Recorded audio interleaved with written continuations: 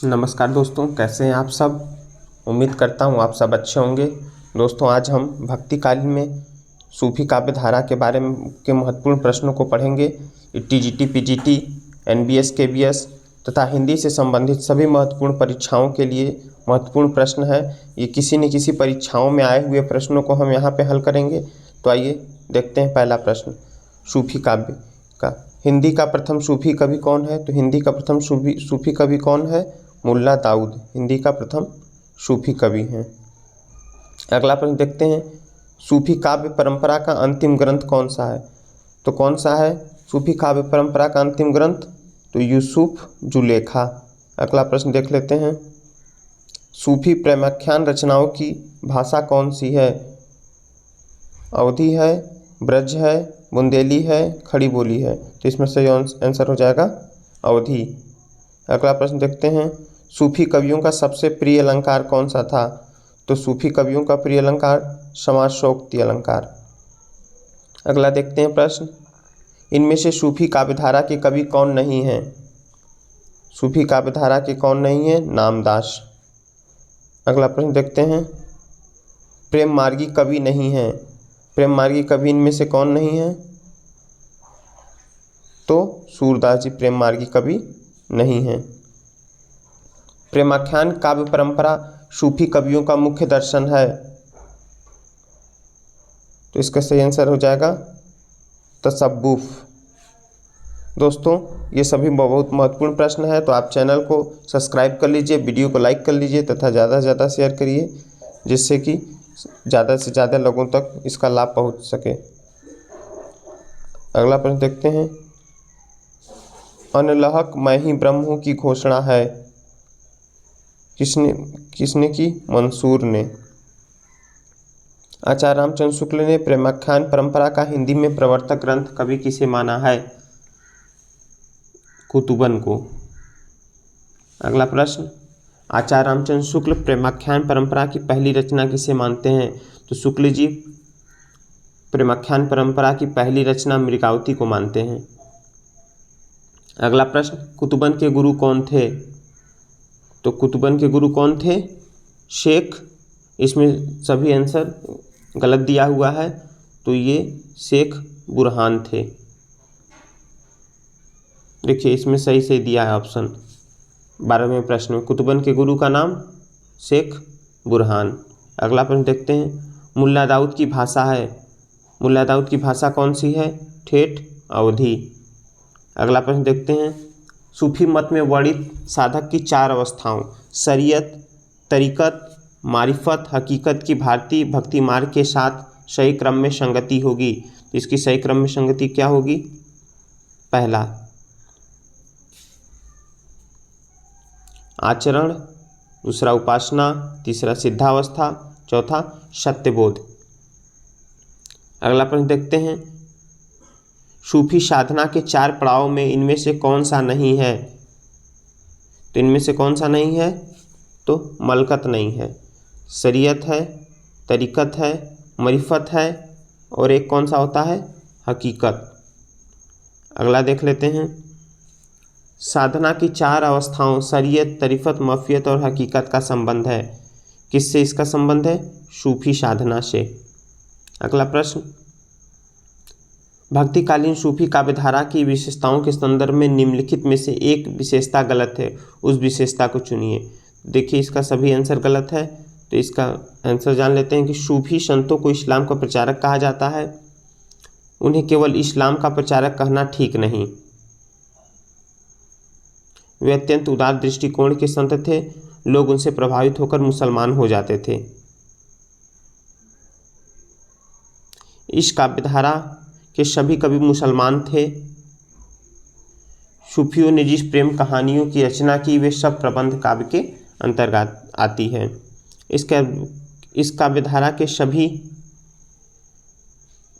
कवियों ने हिंदू प्रेमिकाओं के प्रेम कथा का काव्यात्मक चित्रण प्रस्तुत किया है। इनमें प्रेम के वियोग पक्ष को ही अधिक महत्ता प्रदान की है। इनकी भाषा अवधी है। किसी किसी कवि पर भोजपुरी और ब्रज भाषा का प्रभाव भी होता है। अतः दिए गए सभी विकल्प सही है। ये सभी विकल्प सही है। तो इसमें पूछा इनमें से कौन सा गलत है? तो कोई गलत नहीं है, सभी सही है। अगला, जायसी किस धारा के कवि हैं? जायसी किस धारा के कवि हैं? प्रेमाख्यान काव्य धारा। अगला प्रश्न देखते हैं।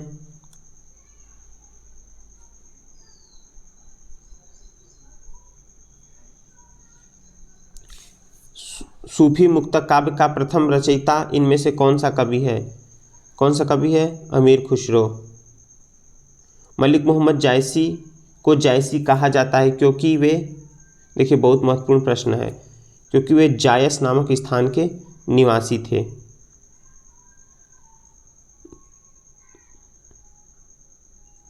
अगला प्रश्न, पद्मावत की विधा है, पद्मावत की कौन सी विधा है? तो इसका सही आंसर हो जाएगा ए, प्रबंध काव्य है पद्मावत। कहरनामा किसकी रचना है? कहरनामा बहुत महत्वपूर्ण प्रश्न है, जायसी की रचना है। अगला, कयामत का वर्णन जायसी द्वारा रचित काव्य में हुआ है। कयामत का वर्णन किस काव्य में हुआ है? तो आखिरी कलाम में। मलिक मोहम्मद जायसी के प्रसिद्ध काव्य ग्रंथ का नाम, प्रसिद्ध प्रबंध काव्य का क्या नाम है? तो प्रसिद्ध प्रबंध काव्य क्या है? पद्मावत। अगला प्रश्न देखते हैं, पद्मावत के रचनाकार का नाम है। तो पद्मावत के रचनाकार का क्या नाम है? मलिक मोहम्मद जायसी। अखरावट काव्य कृति के रचयिता कौन हैं? अखरावट काव्य कृति के रचयिता मलिक मोहम्मद जायसी हैं। जायसी के सर्वोत्कृष्ट ग्रंथ का नाम है, जो उनका सर्वश्रेष्ठ ग्रंथ है, सर्वोत्कृष्ट ग्रंथ, उसका क्या नाम है? पद्मावत। अगला प्रश्न देखते हैं, पद्मावत है, पद्मावत क्या है? एक त्रासदी है। मलिक मोहम्मद जायसी द्वारा पद्मावत की रचना 1540 ईस्वी में की गई थी। पद्मावत अवधी भाषा में लिखा गया है। चूँकि पद्मावत एक प्रेमाख्यान प्रबंध काव्य है जिसमें चित्तौड़ के राजा रत्नसेन तथा सिंघल की राजकुमारी पद्मावती के विवाह एवं विवाहोत्तर जीवन का चित्रण मार्मिक रूप से हुआ है, इसलिए इसे एक त्रासदी माना जाता है। पद्मावत को एक रूपक काव्य भी कहा जाता है। इसके पात्रों के बारे में जानते हैं, बहुत परीक्षाओं में आते हैं, बहुत महत्वपूर्ण है। पद्मावती किसकी प्रतीक है? बुद्धि, परमात्मा, परम सत्ता का प्रतीक है। चित्तौड़ किसका प्रतीक है? शरीर का प्रतीक है। रत्नसेन मन का प्रतीक, सिंघलदीप हृदय का प्रतीक, राघव चेतन शैतान का प्रतीक, अलाउद्दीन माया का प्रतीक, नागमती संसार का प्रतीक और हीरामन तोता, जिसको सुगा के नाम से सुगा, गुरु का प्रतीक है। पद्मावत के रचयिता कौन हैं? तो पद्मावत के रचयिता कौन हैं? इनमें से जायसी, मलिक मोहम्मद जायसी। पद्मावत किस भाषा में लिखा गया है? तो पद्मावत किस भाषा में लिखा गया है? अवधी भाषा में।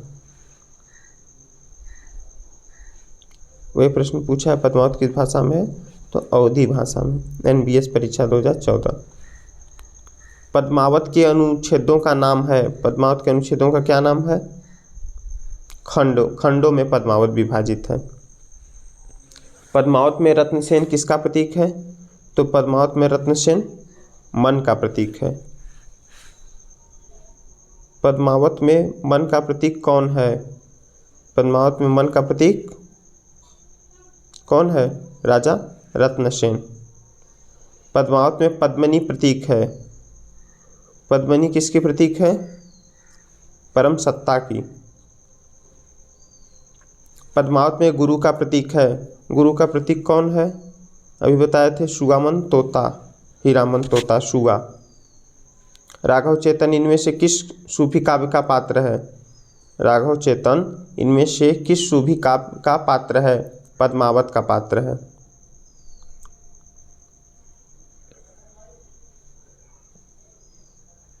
पद्मावत से यह ज्ञात होता है कि राजा रतनसेन के दरबार में राघव चेतन नामक एक पंडित था। उसे यक्षिणी सिद्ध थी। उसके अवैदिक आचरण पर क्रुद्ध होकर राजा ने उसे देश निकाला दे दिया। राघव चेतन प्रतिशोध की भावना से दिल्ली चला गया। उसने अलाउद्दीन से पद्मावती के सौंदर्य का वर्णन किया। अगला प्रश्न देखते हैं, पद्मावत के रतन सेन की पत्नी का नाम है। ये बहुत महत्वपूर्ण प्रश्न है, अक्सर परीक्षाओं में आता है। क्या नाम है? नागमती। पद्मावत के रतन सेन की पत्नी का नाम नागमती है। राजा रतन सेन ने हीरामन नामक तोते से पद्मावती के सौंदर्य वर्णन सुनकर सिंघल की ओर चल पड़े। अनेक कठिनाई को झेलते हुए पद्मावती से विवाह किया। नागमती और पद्मावती एक साथ चित्तौड़ में रहने लगी। इनमें से कौन सी कृति जायसी की है? अक्षय कृति के आधार पर रची गई है। जायसी के अक्षय कृति के आधार पर रची गई है, तो क्या है? पद्मावत। पद्मावत को समासोक्ति किसने कहा है? तो पद्मावत को समासोक्ति किसने कहा है? आचार्य रामचंद्र शुक्ल जी ने पद्मावत को समासोक्ति कहा है। अगला प्रश्न देखते हैं, निम्नलिखित में कौन सा कथन पद्मावत के बारे में सही नहीं है? तो कौन सा कथन सही नहीं है पद्मावत के बारे में? पद्मावत की काव्य शैली प्रौढ़ और गंभीर नहीं है, ये कथन सही नहीं है। कौन कौन सा सही है देख लेते हैं। इनमें प्रेम के लोकधर्मी स्वरूप का चित्रण है, ये सही है। इसमें दोहा और चौपाई की शैली अपनाई गई है, ये भी सही है। यह भारतीय लोक कथा पर आधारित प्रबंध काव्य है, ये भी सही है।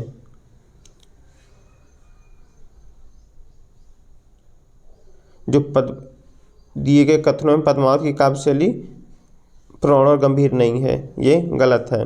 यह कथन पद्मावत के संबंध में सही नहीं है। पद्मावत समासोक्ति शैली में रचित मोहम्मद जायसी का प्रमुख ग्रंथ है। यह 57 खंडों में विभक्त अवधि का श्रेष्ठ प्रबंध काव्य है। अगला प्रश्न, छार उठाए लिन्न एक मुट्ठी दिन उड़ाई पृथ्वी झूठी, यह पंक्ति किस ग्रंथ से ली गई है? तो यह पंक्ति पद्मावत से ली गई है।